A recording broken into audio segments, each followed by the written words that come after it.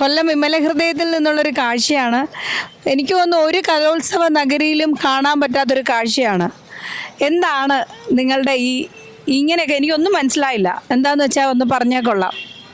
ഞങ്ങൾ കുട്ടികൾക്ക് കുടിവെള്ളത്തിന് വേണ്ടിയിട്ട് ഞങ്ങളുടെ വെള്ളം തിളപ്പിക്കുന്ന ക്യാൻറ്റീൻ എന്ന് പറയുന്നത് ഇച്ചിരി ദൂരെയാണ്. അപ്പോൾ വെള്ളം അറേഞ്ച് ചെയ്തിരിക്കുന്നത് ഓഡിറ്റോറിയത്തിന്റെ വാതിന്റെ അടുത്താണ്. അത് നമ്മുടെ JRC ഓഫീസിൽ നിന്നുള്ള നിർദ്ദേശം അനുസരിച്ചാണ്. കാര്യം ആളുകൾ വരുന്ന സമയത്ത് അവർക്ക് പെട്ടെന്ന് കാണാൻ വേണ്ടിയിട്ടുള്ളവർ JRCയുടെ ഇതിലായിട്ട് നിങ്ങൾ കുടിവെള്ളം കൊടുക്കുന്നതാണ് ഇവിടുത്തുള്ള. അപ്പം ഇന്ത്യൻ ലോകാരോഗ്യ സംഘടനയായ ജൂനിയർ റെഡ് ക്രോസ് അവരാണ് ഈ കുടിവെള്ളം മറ്റുള്ള കുഞ്ഞുങ്ങൾക്ക് എത്തിക്കുന്നത്. അപ്പോൾ ഇതിൽ നിന്ന് കിട്ടുന്ന മെസ്സേജ് നിങ്ങൾ ഇവിടെ പഠിപ്പിക്കുന്നവരാണോ? പേര് കരോളിൻ, സെലീന. രണ്ടുപേരുമാണ് ഇന്ത്യൻ ജൂനിയർ ചാർജ് റെഡ് ക്രോസിൻ്റെ ചാർജ് ഉള്ളത്.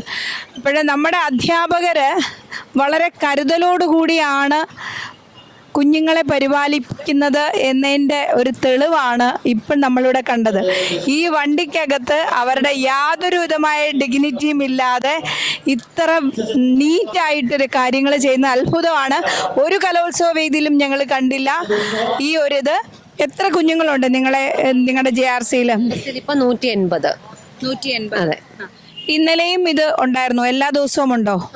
ഈ വെള്ളം തിളപ്പിക്കുകയാണോ ചെയ്യുന്നത്? തിളപ്പിച്ചാറ്റിയ വെള്ളം ആളുകളുടെ ആവശ്യത്തിനനുസരിച്ച് നല്ല ചൂടുള്ളവർക്ക് അങ്ങനെ, തിളപ്പിച്ചാറ്റി തണുത്ത വെള്ളം വേണ്ടവർക്ക് അങ്ങനെ. ഇതിൽ ഞങ്ങൾ മോരും വെള്ളവും കണ്ടു. അതെന്താണ്?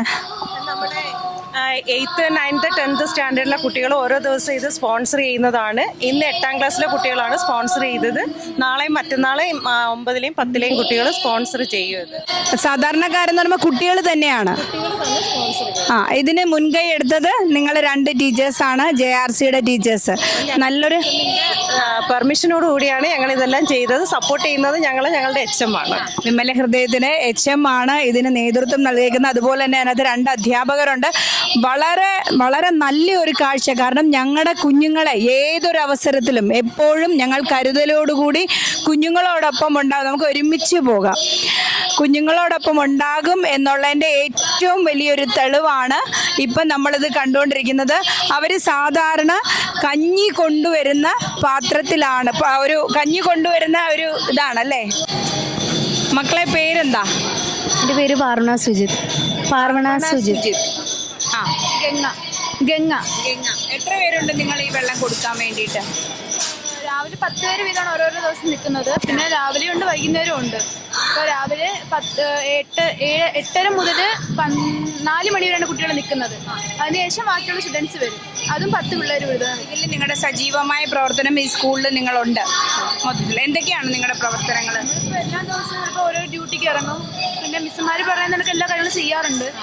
എന്താണ് ഇപ്പം ജൂനിയർ റെഡ് ക്രോസിൽ ഇതിനകത്ത് നിങ്ങൾക്ക് വർക്ക് ചെയ്യാനായിട്ടുള്ള ഒരു പ്രചോദനം ഉണ്ടായത്? എന്താണ്?